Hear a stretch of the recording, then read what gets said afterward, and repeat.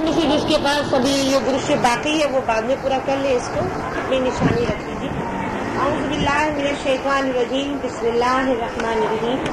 تمام تعریفیں اس خداوند اعلیٰ کے لیے جس نے ہمیں اور آپ کو پیدا کیا۔ اللہ تعالیٰ ہمیں بندگی کا حق ادا کرنے کی توفیق عطا فرمائے۔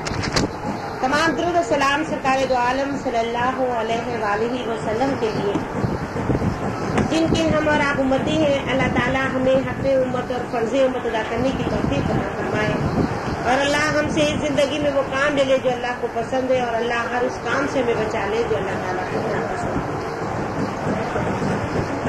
اعوذ باللہ من الشیطان الرجیم، بسم اللہ الرحمن الرحیم۔ ہمیں اللہ تعالیٰ نے قرآن شریف میں بہت ساری باتیں ایسی سمجھائی ہیں کیونکہ ہم کوئی بھی شخص خود کچھ بھی نہیں جانتا۔ دنیا میں کوئی شخص ایسا نہیں ہے جو کسی معاملے میں بھی خود سے جانتا ہو، حتیٰ کہ اگر آپ اپنی زندگی میں ناخن کاٹنے سے لے کر دال چاول چننے تک، اور چاول ابالنے سے لے کے جھاڑو دینے تک، اور سبزی کاٹنے سے لے کر کے شاید میرے خیال میں نہانے تک، یہ سب ہمیں کسی نے سکھایا ہے۔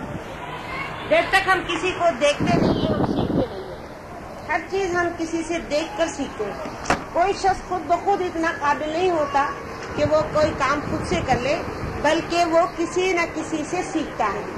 حضرت آدم علیہ السلام جب آسمان سے نیچے اتارے گئے تو انہیں بھی کچھ نہیں آتا تھا، انہیں کچھ نہیں معلوم تھا۔ ان کو بھی سکھانے کے لیے ملائکہ اترے، اور ملائکہ کے ذریعے سے انہیں دین کا علم دیا گیا اور زندگی گزارنے کا طریقہ بتایا گیا۔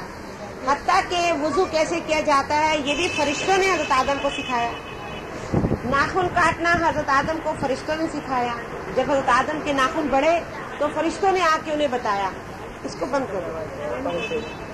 فرشتوں نے انہیں بتایا کہ آپ نے کس طرح اپنے ناخن کاٹنے، اور یہ جو ناخن اب بڑے ہو گئے، آپ دیکھیں نا، آدمی کو کچھ پتہ ہی نہ ہو۔ میں سمجھتی ہوں کہ یہ اتنی صحیح بات ہے کہ ہمیں اگر کوئی بات پتہ نہیں ہوتی، ہمیں کوئی بتاتا ہے تو ہمیں معلوم ہوتی ہے نا، ہمیں خود سے تو نہیں معلوم ہو سکتی۔ تو فرشتوں نے انہیں بتایا کہ یہ آپ کے ناخن اب بڑے ہو گئے ہیں، اور یہ بڑے ہو کے ظاہر ہے بہت ہی بھدے لگنے لگے ہوں گے، اور آگے کو آگے۔ تو حضرت جبرائیل علیہ السلام، حضرت آدم علیہ السلام کے پاس حضرت جبرائیل علیہ السلام آئے، اور انہوں نے انہیں بتایا کہ اب آپ اس کو کاٹیے، یہ ناخن کاٹنا۔ پھر کٹے گا کیسے، کس چیز سے کاٹیں، یہ بھی نہیں حضرت آدم کو پتا تھا۔ پھر یہ ناخن کس چیز سے کٹیں گے،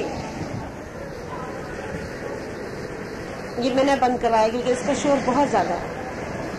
تو کس چیز سے ناخن کٹیں گے اس کے لیے بھی بتایا کہ یہ لوہا لو، اسے رگڑو زمین پہ، جب یہ رگڑو گے تو یہ تیز ہو جائے گا، جب تیز ہو جائے گا تو اس کو کاٹ لو۔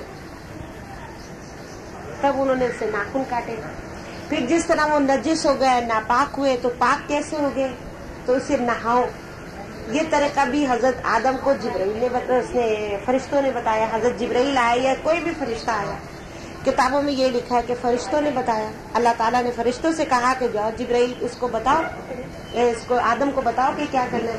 یہاں تک کہ جب آدم کو بھوک لگی تو آدم کو یہ ہوا کہ مجھے بھوک لگ رہی ہے، اس کو یہ نہیں پتا تھا مجھے ہو کیا رہا ہے۔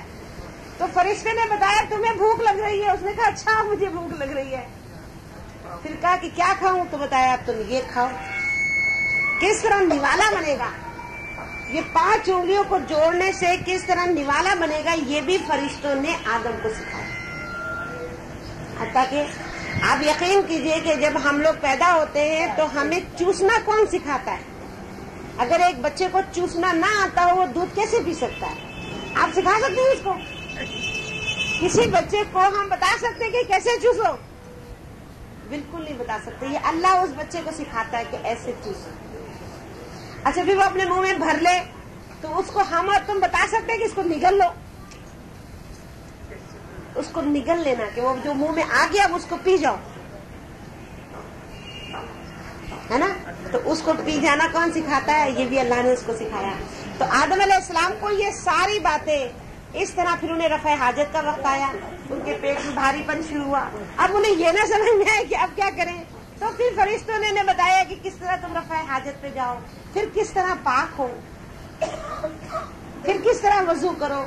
یہ ساری چیزیں ایک ایک چیز حضرت آدم علیہ السلام کو فرشتوں نے سکھائی۔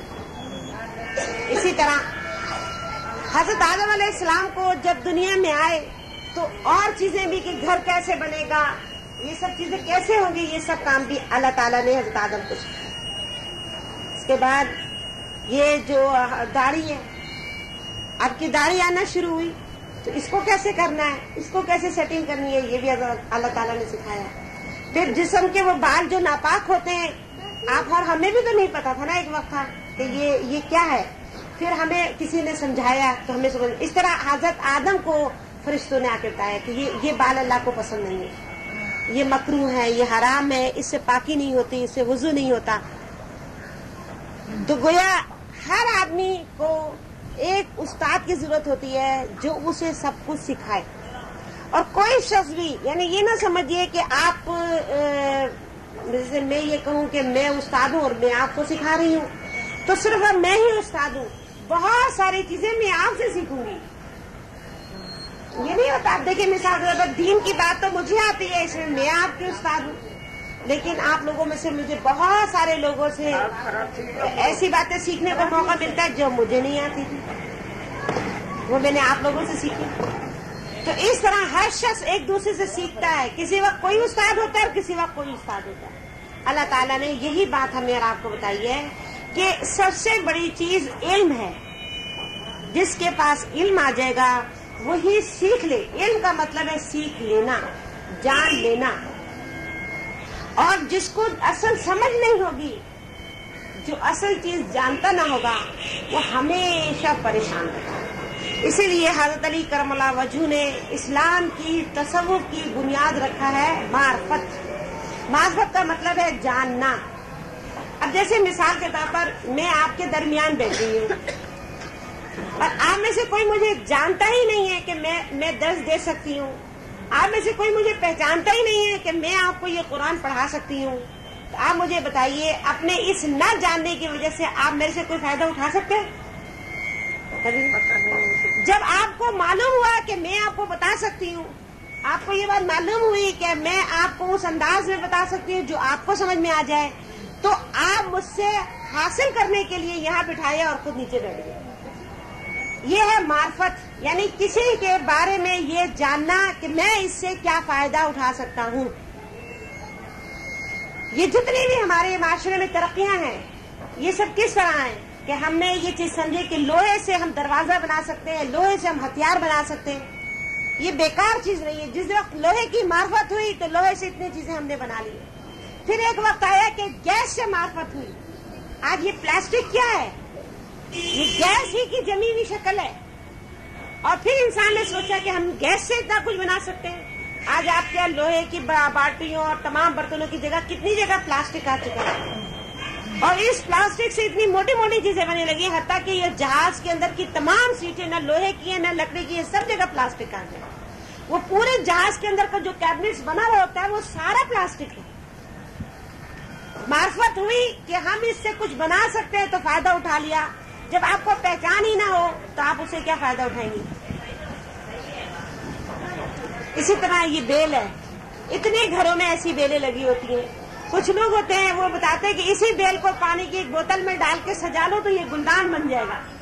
یہ کیا وہی معرفت ہونا کہ پہچاننا کہ ہم اس بیکار گلی میں لگی ہوئی ایک بیل کو اپنے ڈرائنگ روم کی بھی زینت بنا کر کچھ اپنی ماحول میں تبدیلی پیدا کر سکتے ہیں۔ تو دنیا میں سب سے زیادہ کامیاب شخص وہ ہے جسے معرفت ہے۔ جسے معرفت نہیں ہے وہ کچھ بھی نہیں حاصل کر سکتا، جو پہچانتا ہی نہ ہو۔ ایک چابی کا گچھا ہو، آپ کو یہی نہیں بتاؤ یہ کس کی چابیاں اور کہاں لگیں گی، آپ کے لیے بیکار ہے نا۔ ایک کپڑا ہو، اس سے کیا بنے گا، کیا سلے گا، آپ کو یہ پتہ ہی نہ ہو، آپ کیا کر سکتی ہیں۔